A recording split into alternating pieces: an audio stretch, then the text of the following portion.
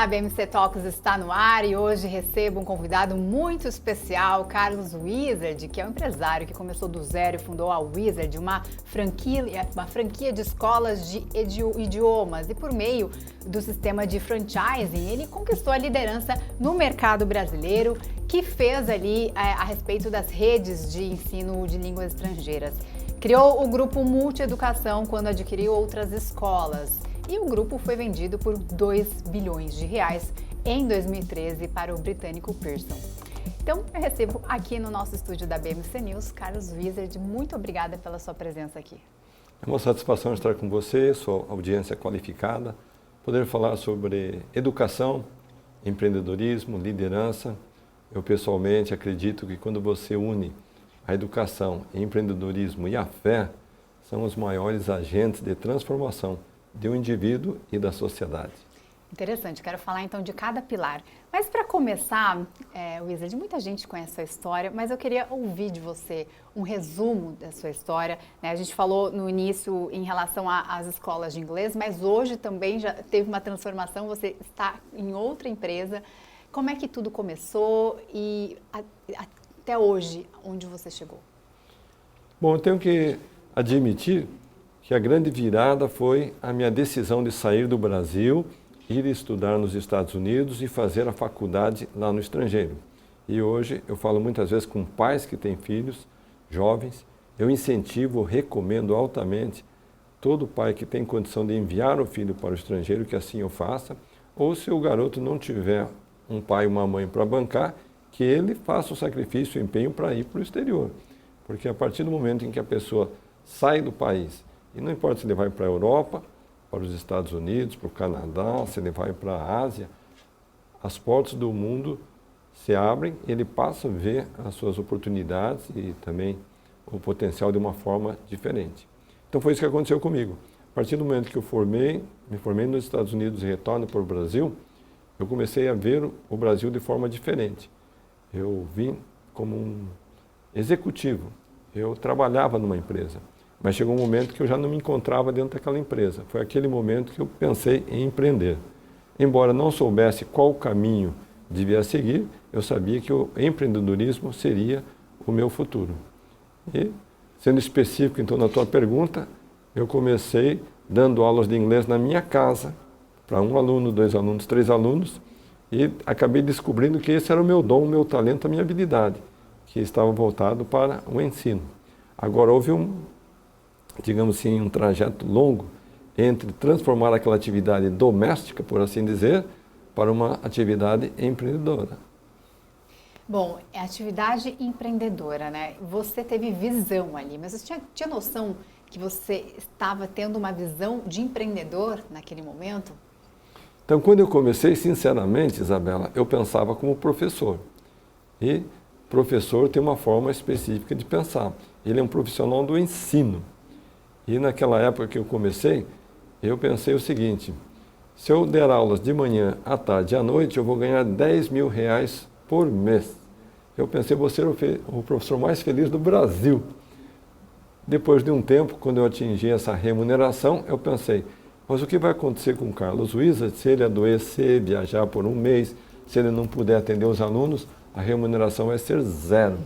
Então foi quando eu comecei a pensar de forma empresarial. Eu tenho que ganhar escala. E daí eu passei a buscar professores que pudessem usar o método, a marca, o sistema, e eles receberiam um treinamento e eu teria uma participação dos seus lucros. E daí eu pensei o seguinte: se algum dia eu formar uma rede com 100 professores, eu vou ser o empreendedor mais feliz do Brasil. Depois de um tempo, eu tinha 100 professores no sistema. Só tinha um probleminha, Isabela. Alguns deles não tinham a visão empresarial. Eles queriam somente ter um ou outro aluno com uma renda extra. Então eu tive que mudar o perfil do meu parceiro de negócio, foi buscar investidores, pessoal com uma visão ampla de mercado, onde alugavam pontos bem estratégicos, contratavam profissionais de marketing, profissionais da área comercial, profissionais da área de ensino, e daí sim o projeto tomou uma outra velocidade. Carlos, você acha que ter estudado nos Estados Unidos abriu a mente para o empreendedorismo, a gente sabe que é meio cultural nos Estados Unidos, né? Desde a escola eles já são incentivados a empreender. Muito diferente aqui no Brasil, a gente não tem essa cultura nas escolas, no ensino. Você acredita que a vivência nos Estados Unidos, na educação ali americana que você recebeu nesse período, tem influenciado um pouco isso? Como que o Brasil poderia se espelhar nesse modelo de empreendedorismo ali na educação infantil? Bom, você citou um ponto muito aspecto que é em relação à cultura. E o americano, por natureza, ele tenta desenvolver uma atividade econômica, mas ele não está centrado, focado tão somente na região geográfica onde ele está instalado no negócio.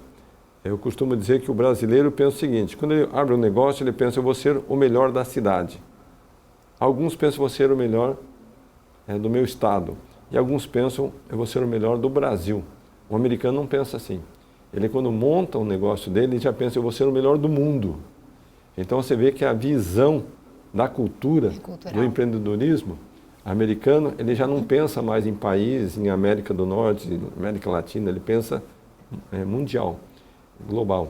Então, acho que essa abertura de visão estratégica empresarial é uma injeção de ânimo para todo aquele que tem experiência, conforme eu citei, seja na Europa, na América do Norte, seja na Ásia, e isso tem um impacto muito grande, porque eu costumo dizer, Isabela, que a riqueza, a prosperidade começa, em primeiro lugar, na mentalidade do empreendedor. A empresa é um reflexo nítido da mente daquele que está à frente do seu projeto. E se a pessoa tiver um projeto e pensar pequeno, vai ter um pequeno resultado. Se tiver uma mente grande e pensar grande, a chance de ter um grande resultado aumenta muito. E isso mudou com o passar dos anos aqui no Brasil, essa questão do empreendedorismo, né? Pesquisa mostra que o Brasil teve um crescimento ali de 75%, ali passando de 30% em 2019 para 53% em 2020. Os números fazem parte aí de uma pesquisa realizada com o Sebrae, mostrando que o percentual representa 50 milhões de brasileiros que ainda não empreendem tão bem. Porém, esse número vem crescendo. Você acredita que a gente está nesse caminho de crescimento? O que mudou, que fez o brasileiro entender a importância de empreender? Bom, vamos voltar no tempo e na história. No passado, podemos dizer que o sonho do jovem era fazer um concurso no Banco do Brasil, ser aprovado, entrar como um trainee, depois ser efetivado, passar a vida inteira no banco até o dia da sua aposentadoria. O jovem de hoje em dia, Isabela, ele não tem mais esse sonho. O jovem de hoje em dia, ele está com a mente influenciada até mesmo pelo globalismo, ele está pensando em ter um negócio próprio, ter uma startup, começar o próprio negocinho, ou seja, ele tem uma visão mais empreendedora do que uma geração atrás tinha. E talvez essa tenha sido a motivação que eu lancei o programa Mr. Wiz, que é uma rede de ensino de empreendedorismo, liderança, educação financeira, inteligência emocional em inglês para crianças e jovens. Interessante. E diante, a gente falou no início da Wizard que você criou, e hoje você está em outro negócio, né? Vendeu a Wizard por 2 bilhões.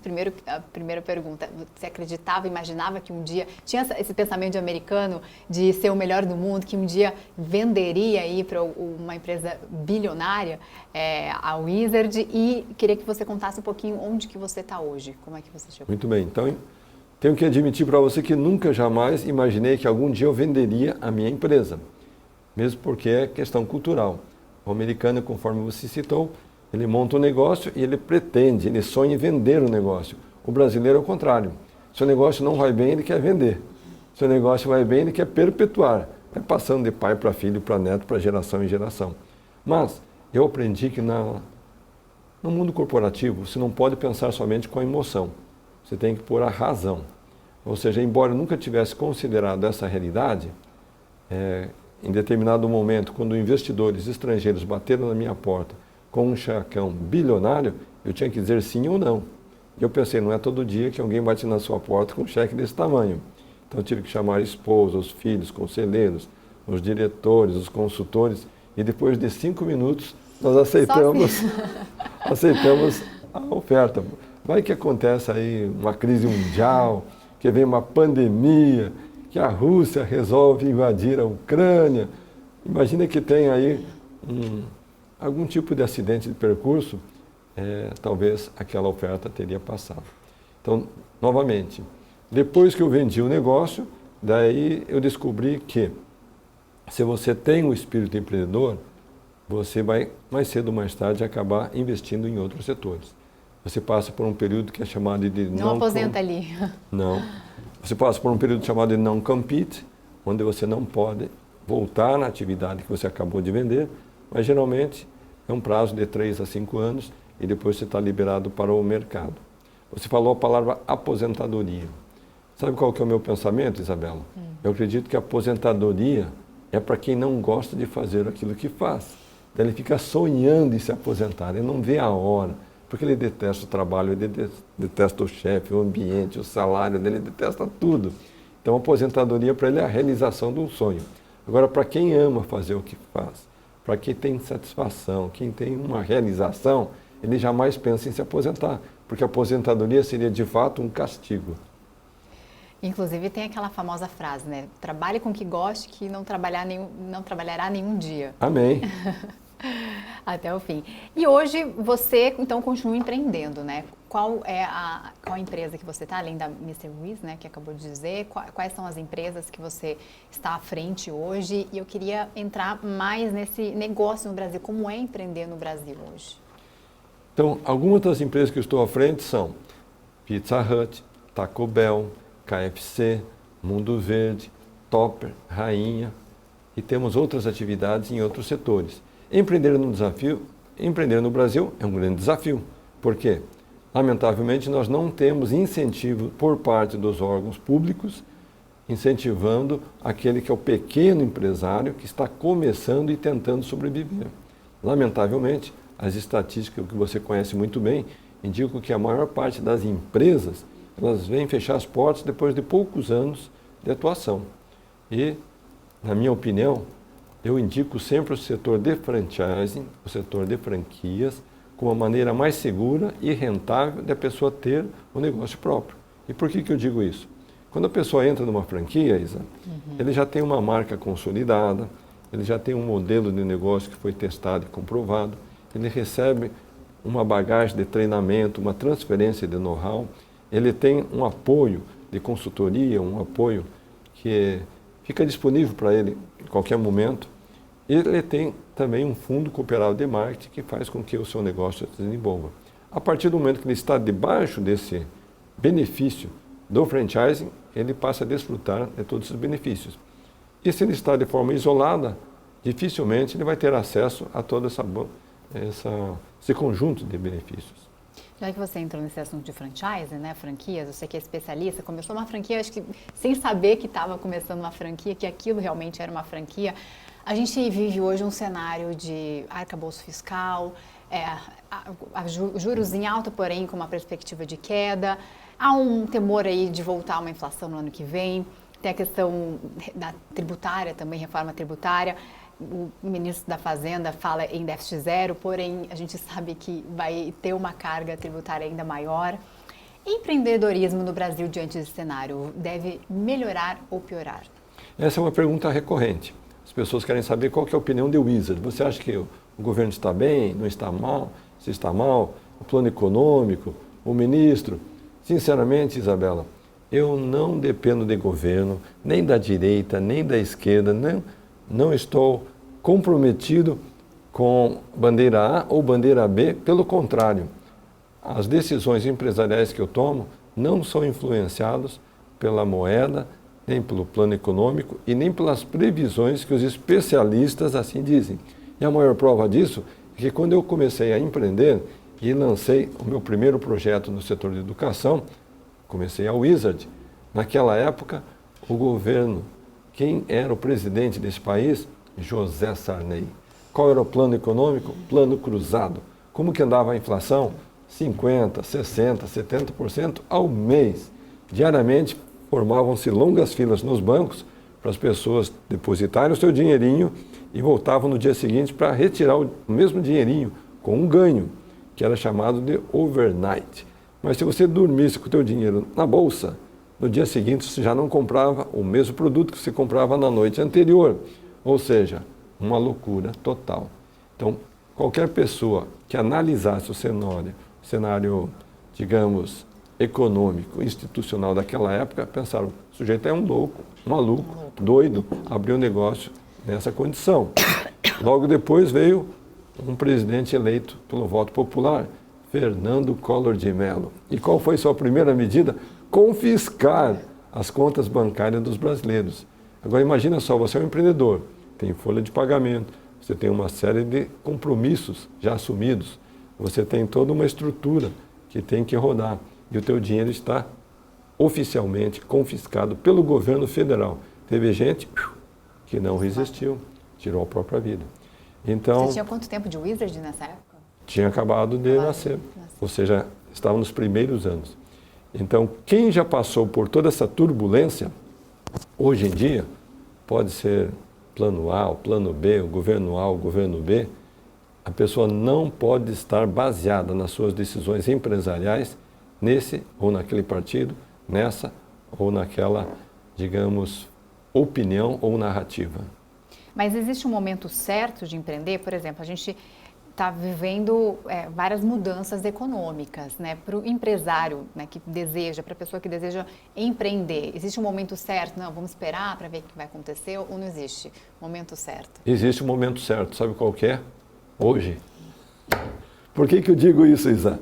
Porque quando você vai empreender, você vai atender uma necessidade do cliente. E será que o teu cliente, ele quer esperar pela solução? Será que ele quer esperar para ter a sua demanda atendida? Não, o cliente quer urgência.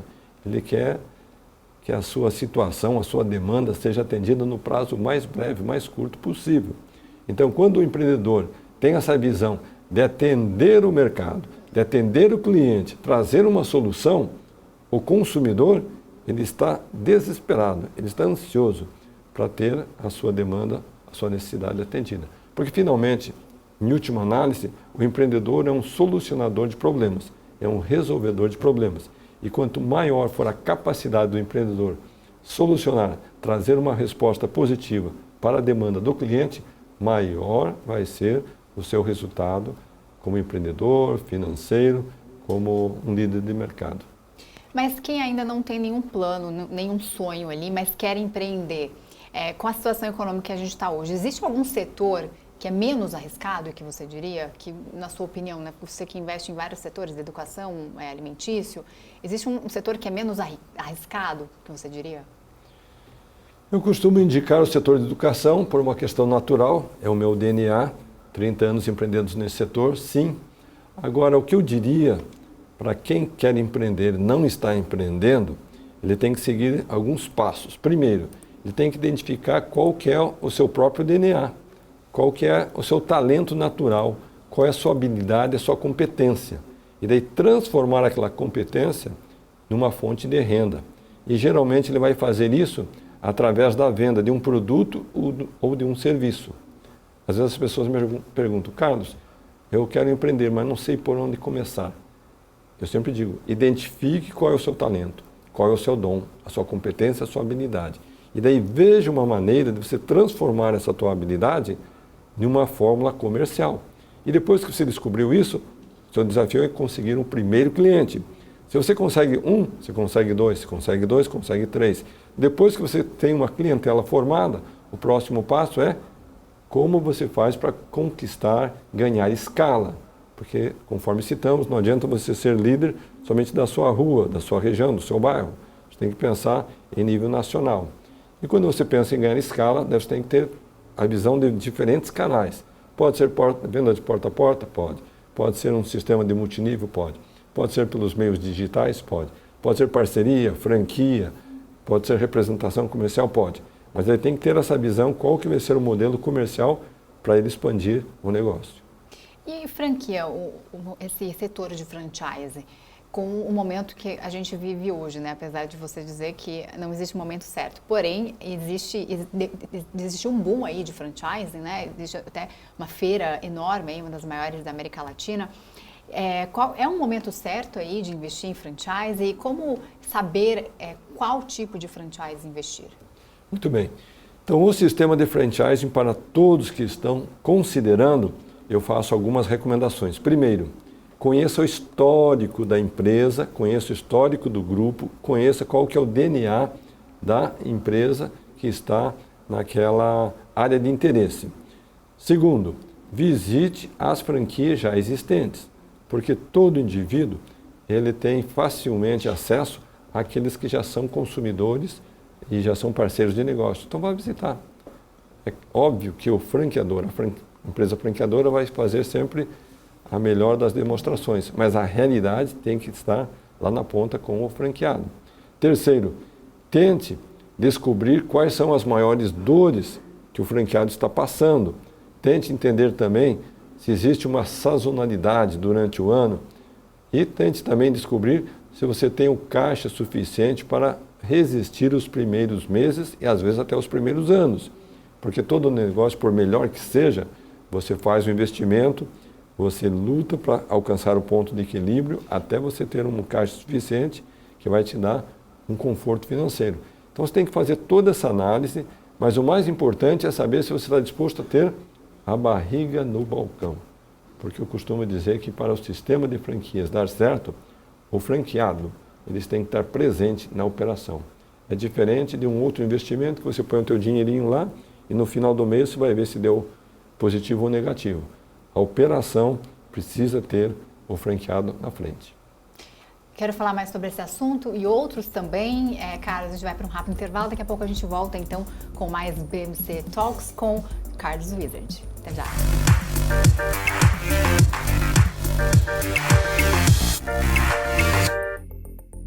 Estamos de volta aqui com o BMC Talks, hoje recebendo Carlos Wizard. Estamos falando sobre franchise, franquias aqui no Brasil. Ele que é um especialista no assunto, afinal criou aí sua Wizard. E hoje também tem outra franquia, né, do setor de educação. Hoje eu estou à frente da Mr. Wiz, que é uma escola de formadores de líderes, crianças e jovens que estão em busca de empreendedorismo, inteligência emocional, liderança, acima de tudo. Fazemos isso ensinando inglês com esses conteúdos. Porque eu acredito hoje, sinceramente, Isabela, que o jovem, a criança, ele tem muito acesso à internet e ele acaba aprendendo inglês até de uma forma natural. Mas quando você traz esses conteúdos de empreendedorismo, liderança, inteligência emocional e educação financeira para ensinar o idioma, ele tem um ganho, ele tem um diferencial muito forte. Mesmo porque todos aqueles que passaram pela pandemia sabem que as crianças e os jovens ficaram muito de forma isolada. E hoje tem essa necessidade de expressão, de comunicação. Então, o Mr. Wiz cumpre essa missão. Aí você tocou nesse ponto, né, de globalização, de internet. Como é que, quando você começou, não tinha nada disso, internet, agora inteligência artificial.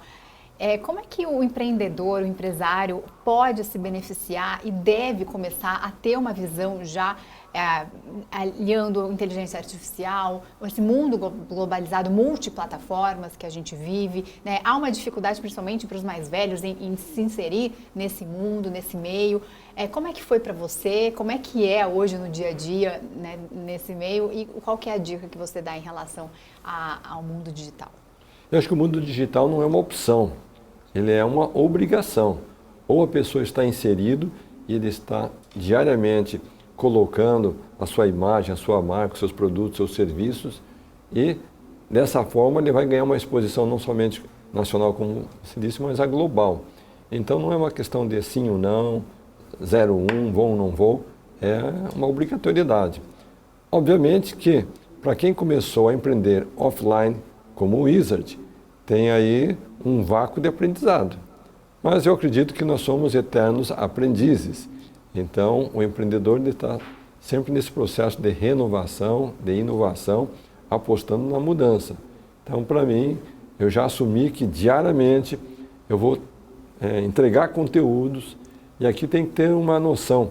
Para você que está sintonizado conosco agora e você quer ser líder no setor digital, não adianta você ficar somente postando vendas, postando produtos, postando serviços, ou seja, empurrando produto ou serviço para o seu supostamente seguidor.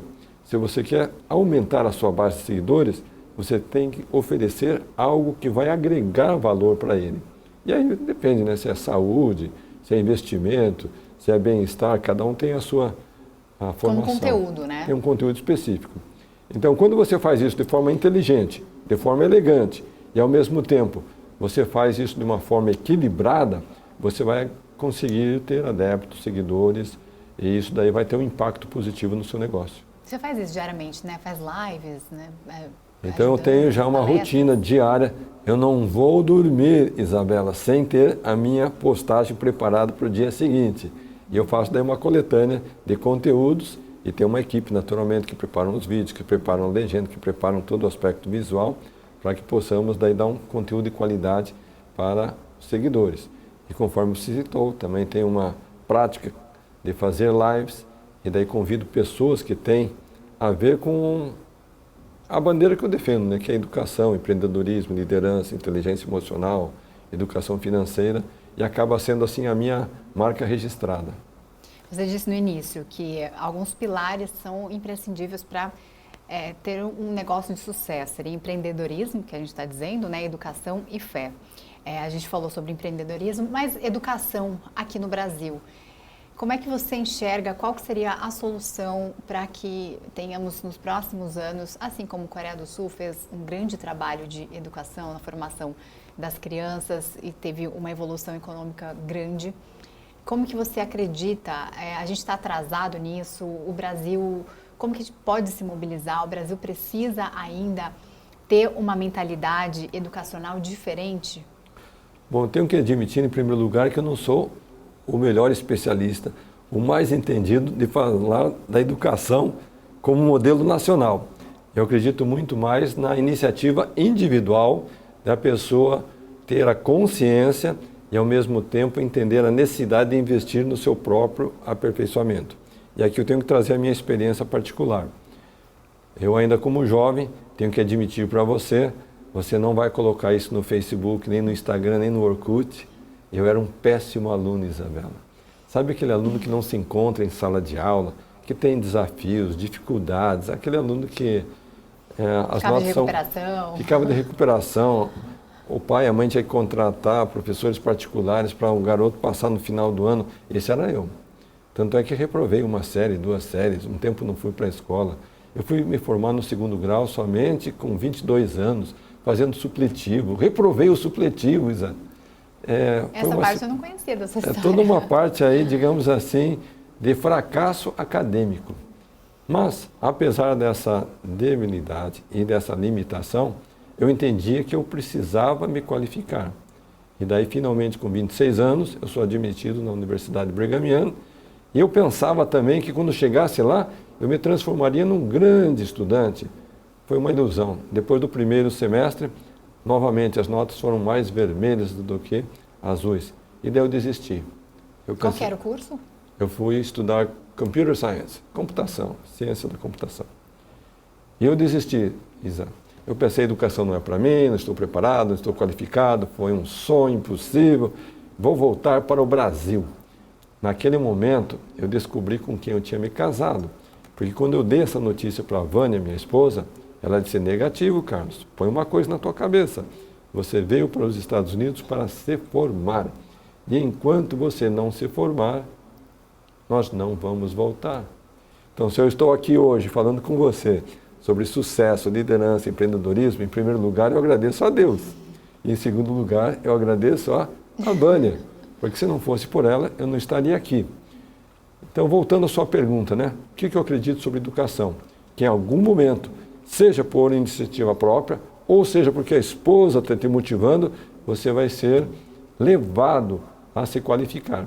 Então, hoje, eu penso muitas vezes em retrospectiva. Se eu nunca tivesse me formado, se eu nunca tivesse ido para o exterior, se eu nunca tivesse tido essa experiência, será que o Wizard seria o Wizard que seria hoje? Dificilmente seria.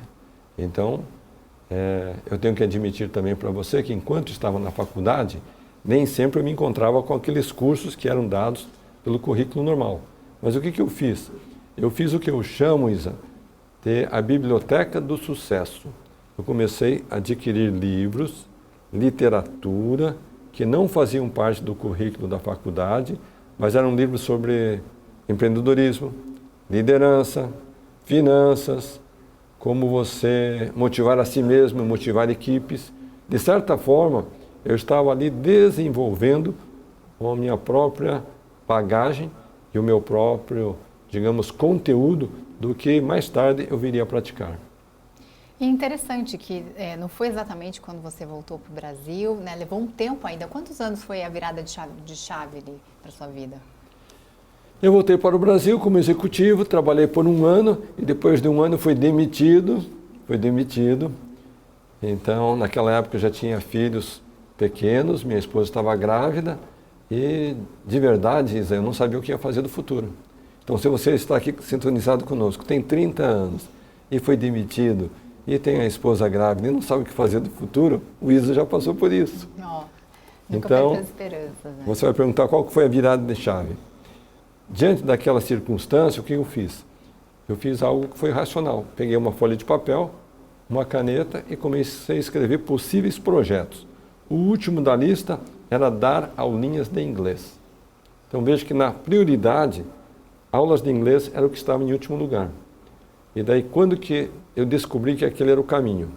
Aconteceu quando eu estava dirigindo meu carrinho de São Paulo para Curitiba, com os olhos fixos na estrada e o pensamento lá nas alturas. Meu Deus, qual é o futuro? Onde eu vou empreender? Qual é o caminho a seguir? Enquanto eu dirigia, a inspiração veio. O teu futuro vai ser com as aulinhas de inglês, você vai abrir uma escola de inglês e você vai ter uma rede de escolas de inglês. Isabela Takaki. Eu tenho que dizer para você que eu fiquei muito impactado e muito assustado com a grandiosidade da resposta daquela ponderação que eu fiz. Só que eu disse, meu Deus, não tenho dinheiro, não tenho experiência, estou desempregado, não tenho equipe, não tenho estrutura. Como que tudo isso daí vai acontecer? E daí um versículo da Bíblia veio na minha mente, Mateus 7,7. Pedi e recebereis, buscai e achareis, batei e abrir-se-vos-á. Então, a partir daquele momento, eu sabia qual era o caminho, qual era a direção, qual era o rumo. Então, falo para você que está sintonizado conosco. Se você está indeciso, inseguro, não sabe o que vem pela frente, pratique esse mesmo conceito. Mateus 7,7. Pedi e recebereis, buscar e achareis, bater e abrir-se-vos-á. Porque o versículo Mateus 7,8, Isa, você que é estudioso da Bíblia, sabe muito bem. Porque todo aquele que pede, recebe. Todo aquele que busca, encontra. E todo aquele que bate para ele, ser-lhe aberto. Foi inspiração mesmo, né? Muito legal. E em relação a essa, não só essa passagem, mas você falou empreendedorismo, educação e fé, né? Que tá aí a resposta, que andam juntas aí, né, nesse caminho do sucesso. Como você disse, quem diria ali um rapaz de 30 anos de idade que começou sem nada, inclusive as grandes histórias começam, né, com uma tragédia, com uma demissão, com assim, Mark Zuckerberg, começa assim, né, sem uma família já, com muito dinheiro. E essa é uma grande esperança até pelo empreendedor hoje no Brasil que está desanimado, né, com a situação econômica. A gente vive aí a gente sabe que a gente está num governo que tem uma tendência de ser mais gastador, ao mesmo tempo com um risco fiscal maior, com uma carga tributária maior. Então, é muito interessante essa visão que você traz de independente do governo, de direita ou de esquerda, de crise ou não. Claro que a crise não é legal para nenhum setor, né?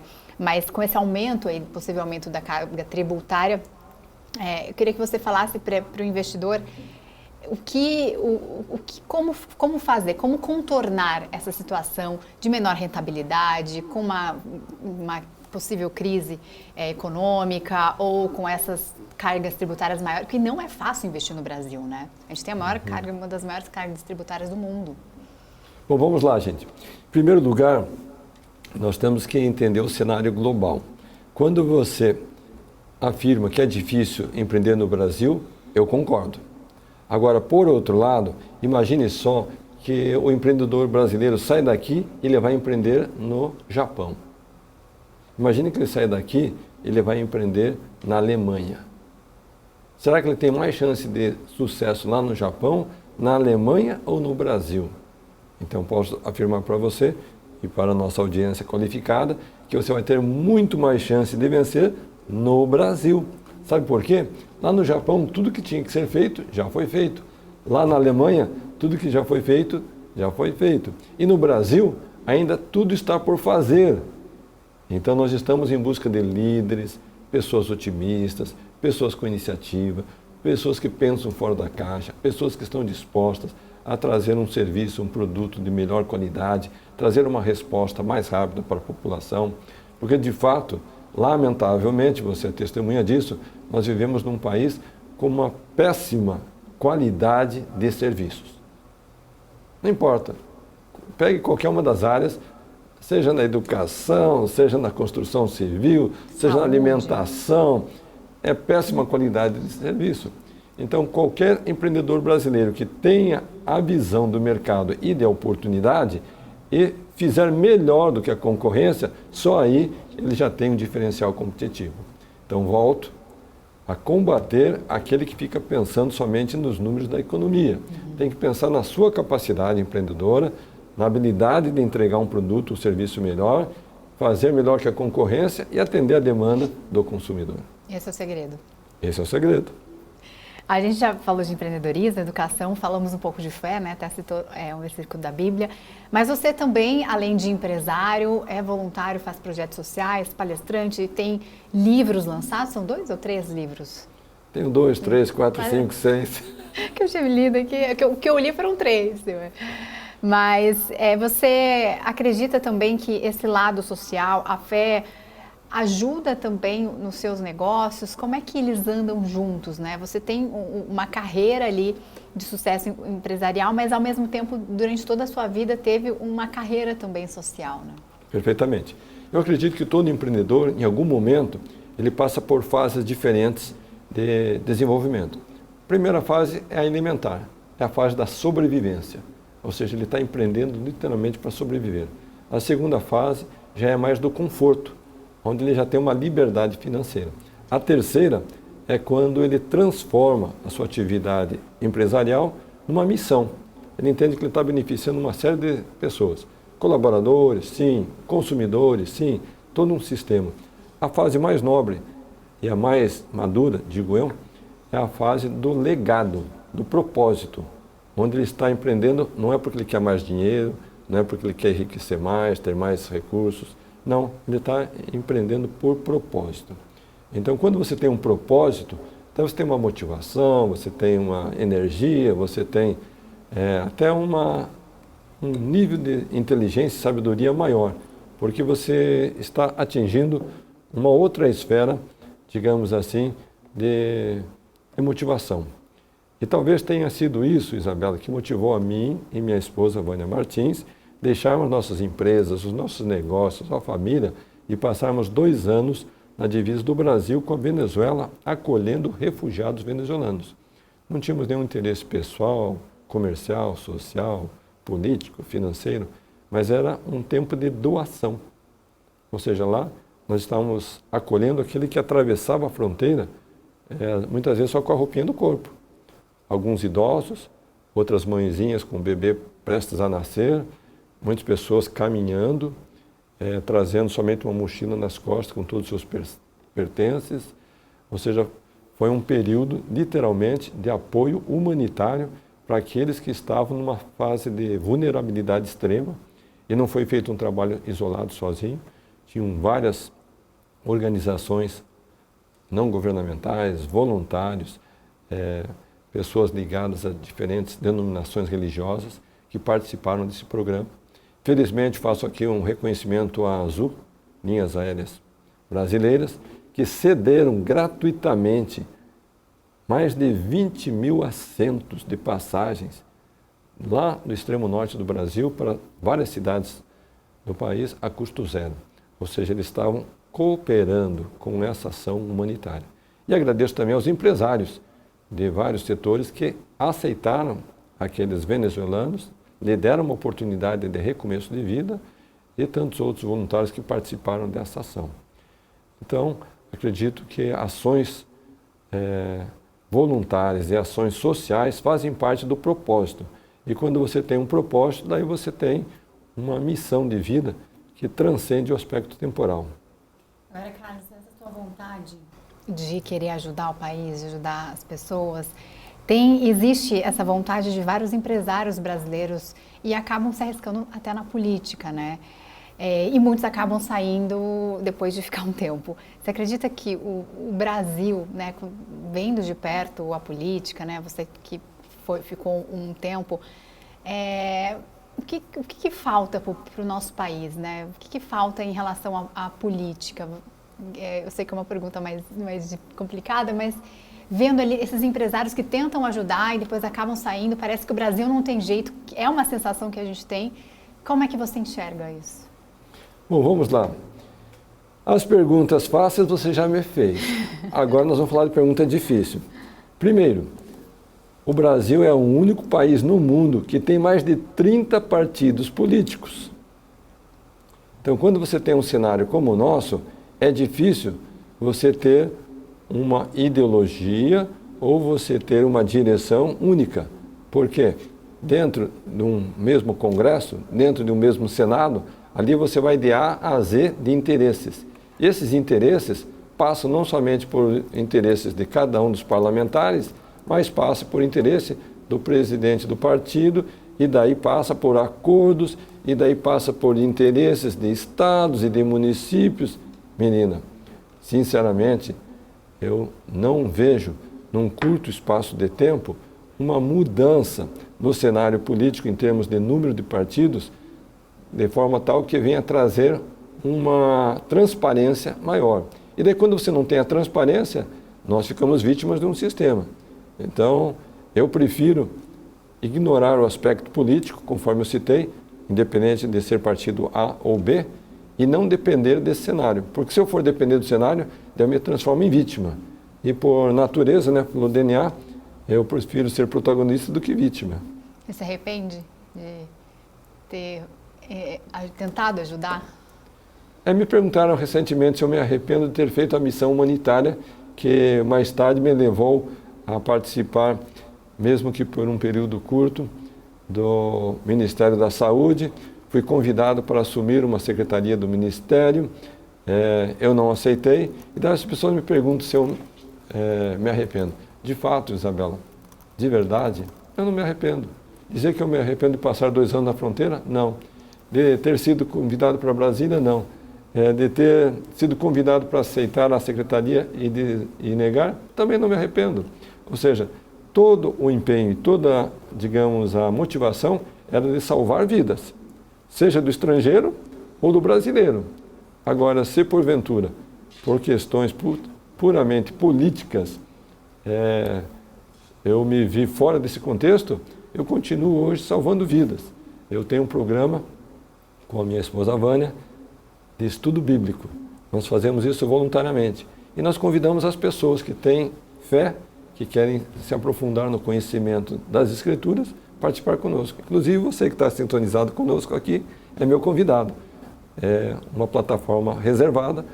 Você pode acessar lá no meu Instagram, Estudo Bíblico. Você e minha esposa e nós vamos estar juntos aqui nos aprofundando. Daí volto novamente ao conceito. Acredito na educação, sim. Empreendedorismo, sim. E acredito na fé como agente de transformação do indivíduo e da sociedade. Muito bom. Recadinho final, então, para os nossos investidores. Carlos Wizard, chegando ao fim aqui do nosso BMC Talks. Muito boa a conversa, mas o que você gostaria de dizer, além de tudo, né, que já foi dito aqui, muitas informações, muitas dicas aí para quem quer empreender, para o investidor. Qual que é o recado final que você deixa aí nesse início de semestre de 2023? Você que é empreendedor, você que pretende empreender, você que já está empreendendo, primeiro, acredite em você mesmo. Segundo, acredite em Deus, que Deus pode te dar caminhos e soluções que você sozinho não tem. Terceiro, acredite nas pessoas. As pessoas que estão ao seu lado são aquelas que vão fazer grandes transformações. Acredite no seu potencial de realização, é um potencial infinito. E, finalmente, acredite nos seus sonhos, sejam eles quais forem.